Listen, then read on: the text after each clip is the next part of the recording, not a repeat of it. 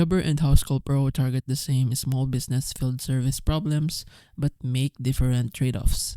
Jobber is stronger for simple, customizable workflows, recurring jobs, and white label client portals that suit growing teams focus on repeat service and straightforward coding, while Housecall Pro leans into lead capture, integrated payments, and dispatch automation with more out-of-the-box marketing and call handling features that help businesses scale volume and cash flow quickly.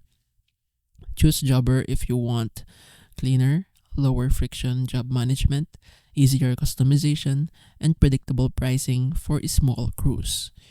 Choose Housecall Pro if you need built-in lead capture, instant payment processing, and heavier automation for higher volume operations, and you can absorb slightly higher platform costs.